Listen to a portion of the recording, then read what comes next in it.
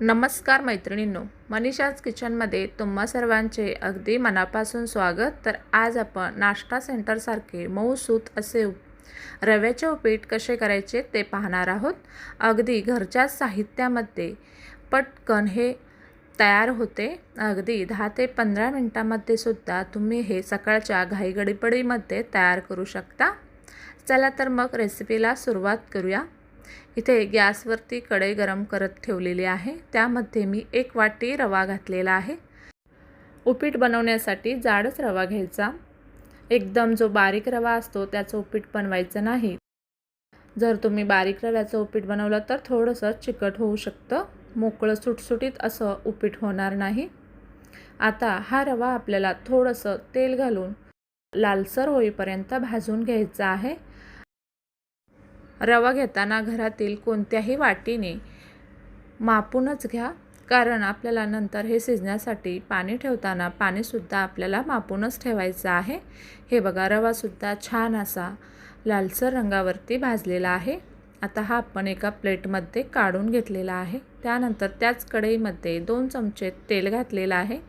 तेल तुम्ही तुमच्या आवडीनुसार कमी जास्त घालू शकता। त्यानंतर सगळ्यात आधी आपल्याला शेंगदाणे कुरकुरीत होईपर्यंत तळून घ्यायचे आहेत। इथे मी 1 छोटी वाटी शेंगदाणे घातलेले आहेत। हे बघा, अशा प्रकारे आपल्याला शेंगदाणे तळून घ्यायचे आहेत। शेंगदाणे सुद्धा एका प्लेटमध्ये काढून घेतलेले आहेत। आता आपण याची फोडणी करू।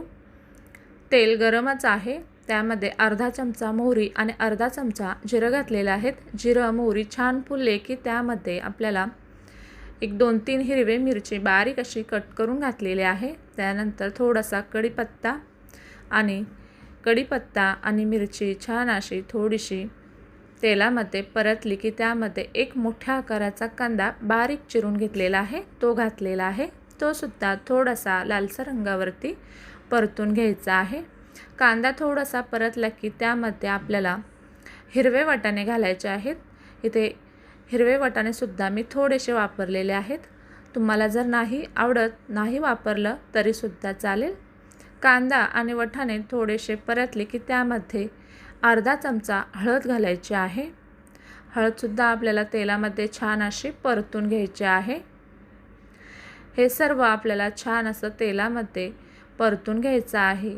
त्यानंतर यामध्ये 1 वाटी रवा घेतलेला होता, त्यासाठी आपल्याला त्याच वाटीने 3 वाटी पाणी घालून घ्यायचं आहे।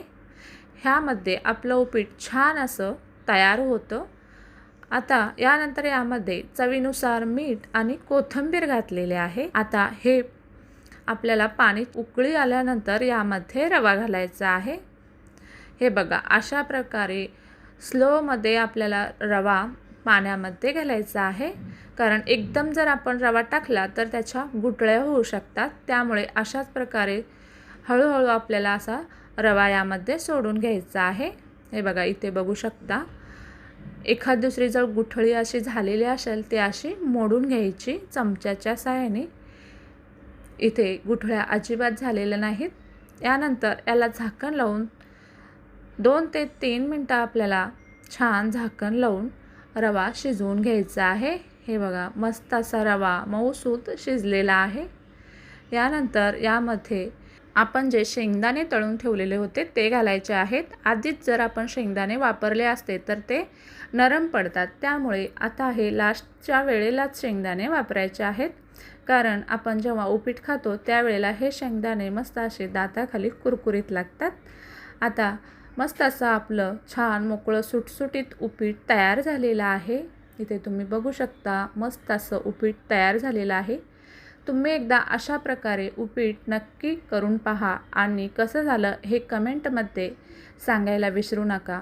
व्हिडिओ आवडला असेल तर व्हिडिओला एक लाईक नक्की करा आणि अजून तुम्ही मनीषाज किचनला सबस्क्राईब केलं नसेल तर जरूर सबस्क्राईब करा।